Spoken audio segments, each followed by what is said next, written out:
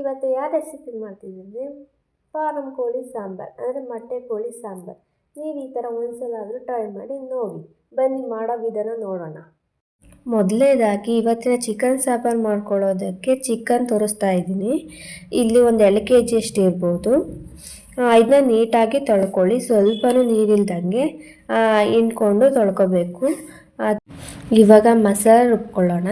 ಮಸಾಲೆ ರುಬ್ಕೊಳ್ಳೋದಕ್ಕೆ ಒಂದು ಮಿಕ್ಸಿ ಜಾರ್ಗೆ 3 ಈರುಳ್ಳಿ, 3 ಬೆಳ್ಳುಳ್ಳಿ, 2 ಅಥವಾ 2.5 ಇಂಚಷ್ಟು ಶುಂಠಿ, ಹಾಗೆ 5 ರಿಂದ 6 ಹಸಿರು ಮೆಣಸಿನ್ಕಾಯಿ ಸೇರಿಸ್ಕೊತಾ ಇದ್ದೀನಿ. ಮತ್ತು 4 ರಿಂದ 5 ಪೀಸಷ್ಟು ಚಕ್ಕೆ, ಒಂದು ಅರ್ಧ ಸ್ಪೂನಷ್ಟು ಕಾಳು ಮೆಣಸು ಸೇರಿಸ್ಕೊತಾ ಇದ್ದೀನಿ. ನೆಕ್ಸ್ಟ್ ಒಂದು ಇಡೀ ಆಗುವಷ್ಟು ಕೊತ್ತಂಬರಿ ಸೊಪ್ಪು ಮತ್ತು ಸ್ವಲ್ಪ ಪುದೀನ ಸೊಪ್ಪು ಸೇರಿಸ್ಕೊತಾ ಇದ್ದೀನಿ. ಇಷ್ಟು ಸ್ವಲ್ಪ ನೀರು ಹಾಕ್ಕೊಂಡು ನುಣ್ಣಗೆ ರುಬ್ಕೋಬೇಕು.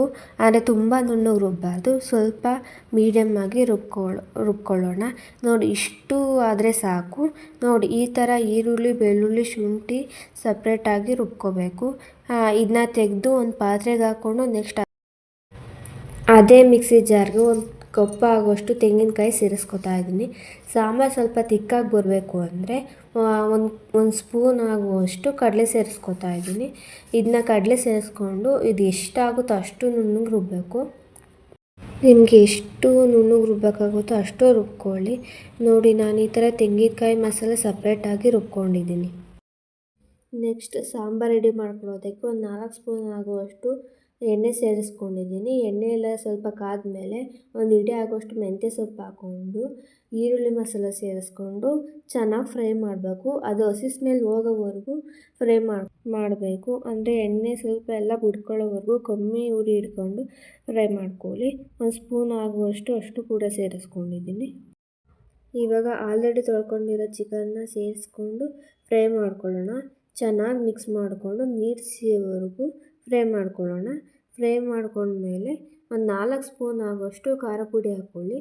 ನಾನು ಸ್ವಲ್ಪ ನೀರು ಹಾಕ್ಕೊಂಡು ಕಲಿಸ್ಕೊಂಡು ಹಾಕೋತಿದ್ದೀನಿ, ಯಾಕಂದರೆ ಗಂಟಾಗುತ್ತೆ. ಅದಕ್ಕೇ ಸ್ವಲ್ಪ ಖಾರ ಪುಡಿನ ಕ್ಲೀನಾಗಿ ಇದಾದಮೇಲೆ ಚೆನ್ನಾಗಿ ಮಿಕ್ಸ್ ಮಾಡ್ಕೊಳ್ಳೋಣ. ಚೆನ್ನಾಗಿ ಮಿಕ್ಸ್ ಮಾಡಿಕೊಂಡು ಒಂದು ಕಪ್ ಆಗುವಷ್ಟು ನೀರು ಸೇರಿಸ್ಕೊಂಡು ಒಂದು ಇಡೀ ಆಗುವಷ್ಟು ಉಪ್ಪು ಸೇರಿಸ್ಕೊಂಡು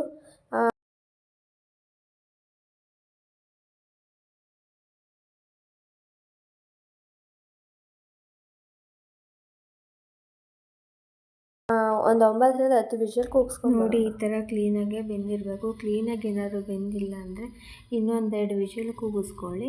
ಕೂಗಿಸ್ಕೊಂಡ್ಮೇಲೆ ಆಗಲೇ ರುಬ್ಕೊಂಡಿರೋ ಕಾಯಿ ಮಸಾಲೆ ಸೇರಿಸ್ಕೊಂಡು ಒಂದು ಅರ್ಧ ಗಂಟೆ ಕುದಿಸ್ಮೇಲೆ ರೆಡಿ ಟು ಮೊಟ್ಟೆ ಕೋಳಿ ಸಾಂಬಾರು. ಇದಕ್ಕೆ ಸ್ವಲ್ಪ ಉಪ್ಪು ಸೇರಿಸ್ಬೇಕು. ಉಪ್ಪು ಸೇರಿಸಿ ಸ್ವಲ್ಪ ತಿರುಗಬೇಕು. ಹಿಂಗೆ